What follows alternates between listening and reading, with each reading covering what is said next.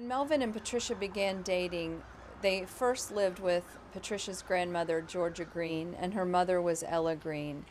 As Patricia grew up and went off and got her own job, she began seeing other people behind Melvin's back, and this caused problems in their relationship. She wasn't worth it. She wasn't worth the time that he and energy that he spent on her. She wasn't worth it. Because there's some women that just they have morals and got standards, and it's just some that I don't care what you do. You can't turn a hoe into a housewife, and that's exactly what she was. And he couldn't make her be what she wasn't going to be anyway.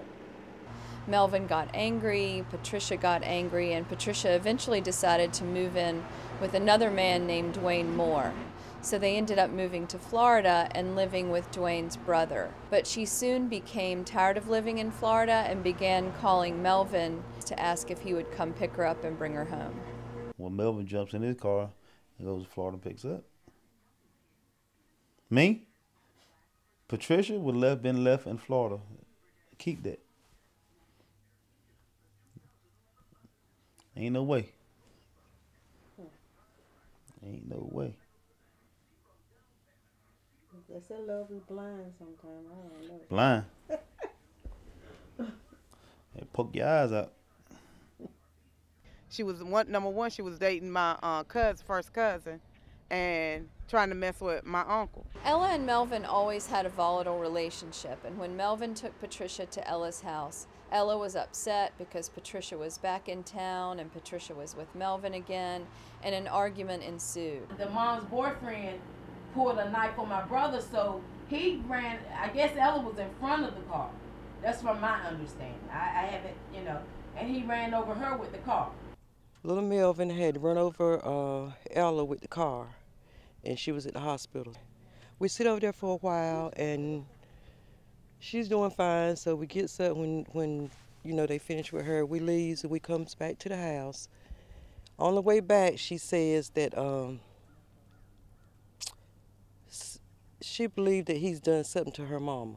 So we goes to her mama's house straight from the hospital. We go to her mama's house.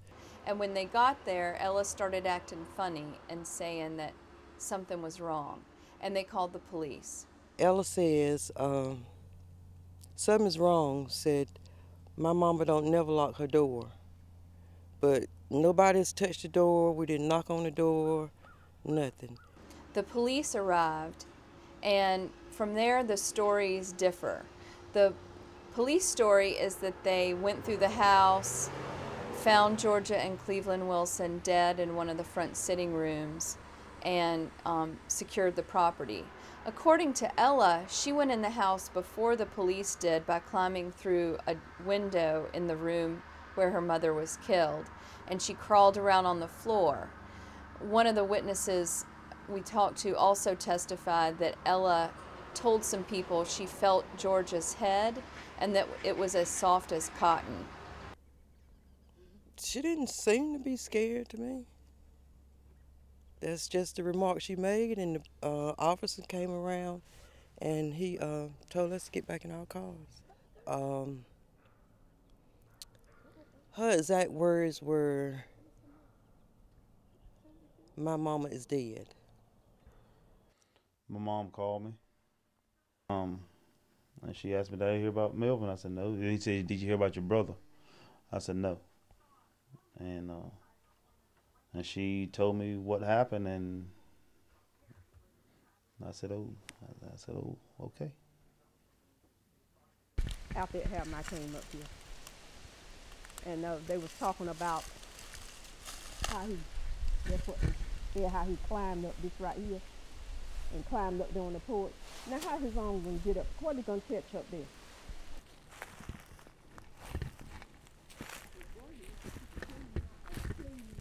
From what was told to me, that he drove upside the house, and then they say he crawled up the trestles of the porch, and then came up. I don't know how he did it. Came up through the window, and then went downstairs. And someone said that the gun was laying on the doorstep of the stairs, the top steps of the stairs, and So he went down and shot Georgia. Of course, Georgia's husband won't hear at the time, husband or friend, whichever it was, won't hear at the time. And they waited for him and shot him. Georgia Green and Cleveland Wilson were both shot at close range more than one time, and the light bulb in the room where they were sitting was also shot out. Once they were shot, both of them fell over, one onto the couch and one onto the floor, and they died fairly quickly. Because Ella and Trish said that he did it, they didn't look for nobody else but him. They never looked for anybody else. They didn't never go. I asked the detective that. They never looked for anybody else. I mean, even they just never looked for anybody else. And it wasn't, to me. They said that the gun that was used that they brought into the trial wasn't even the gun. That it was one like it. Right, but it wasn't the gun. They supposedly never found the gun. The only suspect that the police or law enforcement ever looked for in this case was Melvin White. In fact, one officer even testified in court that they didn't take fingerprints in the house because they knew that Melvin White's fingerprints would be all over the house since he used to live there. Again, we're talking about politics and stuff that you get in a conversation you don't want to talk about.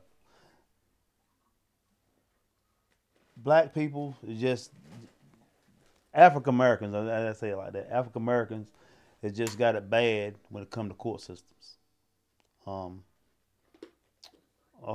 Choices that people make. You live and die by the choices you make. African Americans, white people, it don't matter. It don't matter what nationality you are. But when you go in the court system, I think it's on African Americans is got the less chance of getting a fair trial than any other nationality out there. That's how it's always been. That's how it always will be. That's how it always will be. It don't matter. It don't matter how long we be on this earth. African Americans just been treated unfair from the time slavery was over up to now. The majority of the people, who do they think that did it? Ella. Most people here think. I do. I don't know. I'm not. I do. Yeah, I think she's the only one had the insurance. Who cashed in the insurance policy? Oh yeah, who and got then paid off for? After her mother passed away and they buried her and everything, they moved across the street from me, and all that. Was very picky. Ella and Trish in a double wide trailer because we were living in New Bern. They moved across the street from me, and all that. Maybe a couple of years after my brother was in jail, I seen Trish in the hair store and everything, and she said I went down there and tell him that he didn't do it, but they didn't want to listen to me or hear me. And I told my brother's lawyers the same thing, and the lawyer said, "Would she testify to that?" I said, "I don't know. I'm just telling you. I guess she thought she was trying to tell me something that I wanted to hear." And I told her just like this here, people reap what they sow. If you lying, it's gonna come back to you anyway.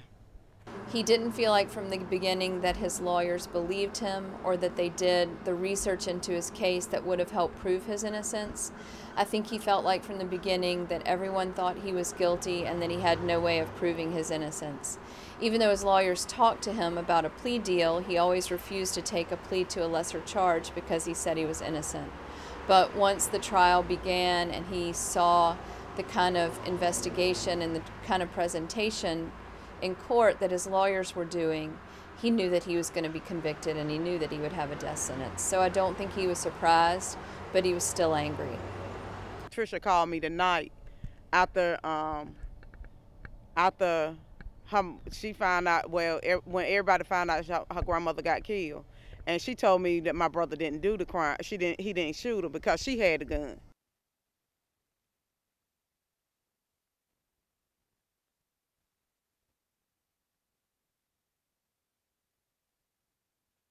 For far as people being treated unfair, sure. Everybody's treated unfair, not unless you got money, not unless you know somebody, not unless you got somebody that's gonna stick up for you. Black people got to stick for themselves. If they don't watch out for one another, they got to stick up for themselves. And nine times out of 10, if they stick up for themselves, they're gonna lose. That's my point of view. That's my story. I'm sticking to it. The time I talked with him, he was in jail, and he just said I didn't do it. Point blank. Yeah, he's. But I'm wondering why would he didn't have any animosity towards her, did he? Not Georgia, no. It was more Ella than anything else. Cause Ella didn't want Trisha and him together. Why not? Tell her the Cause Ella wanted him for herself. Don't. For real. He told me that. Said Ella wanted him for herself. That's Trisha's mom.